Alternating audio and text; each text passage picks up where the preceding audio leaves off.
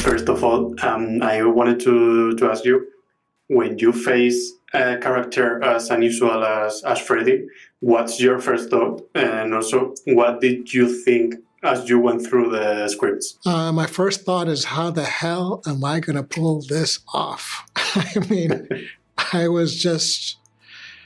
Yeah, I mean, when I first saw the audition, my audition scene was the barbershop scene where they're shaving the character's hair, and I have no hair. And I was like, how am I supposed to do this audition with no hair? Talking about hair, it's just going to look silly. It's just completely ridiculous. I was like, should I get a wig? No, that's going to even look more ridiculous.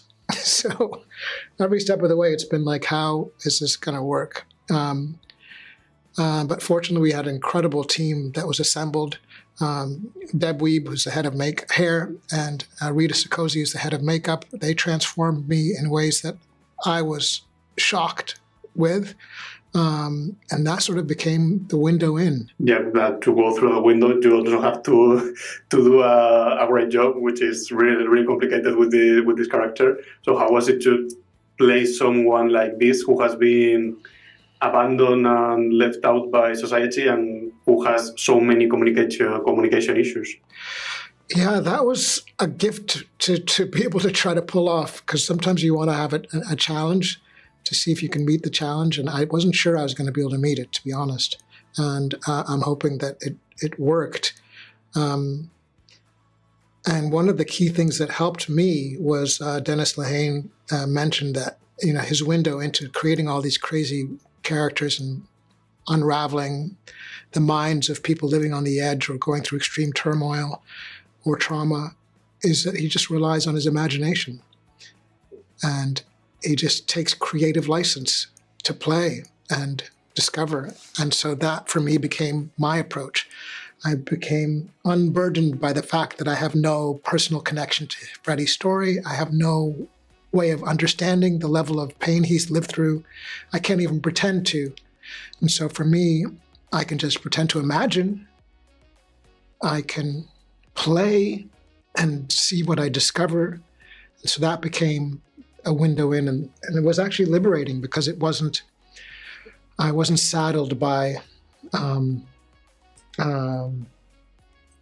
was just saddled with my imagination, really, and that was great to be able to play. Yeah, one of the few facts that we know about Freddy is that he's both a victim and an executioner, which as a viewer makes you feel both empathy and fear, depending on the sequence. So as an actor, how do you navigate between those two opposite emotional states? Yeah, I think Freddy lives on the edge of those two, and it was really fun when we went sort of back and forth. There was one scene in particular where they're at the amusement park with Dakota's characters, and we just see Freddy just go from like almost one extreme to the other. And that was, I was wondering if it was going to come across as almost comical. I was worried, that was my concern, that it was going to seem funny. But I think you'll let me know if it was funny or scary. It's scary. Yeah. I don't think it was funny. Yeah, about the perception of the audience. When you are working in the show, I mean, you are like in a bubble. So right.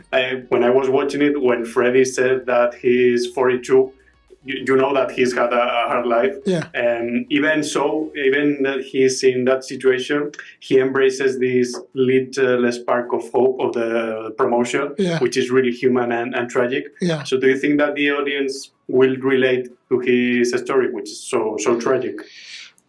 Well, we can only hope. That's the goal of telling these stories, that hopefully people will connect with the characters and feel some sort of, even see some part of themselves in Freddy.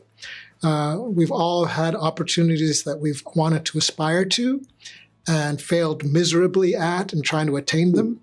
So maybe they'll recognize a bit of themselves, a bad interview that happened.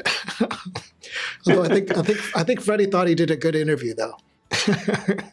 Yeah, I think so. That's the hard part.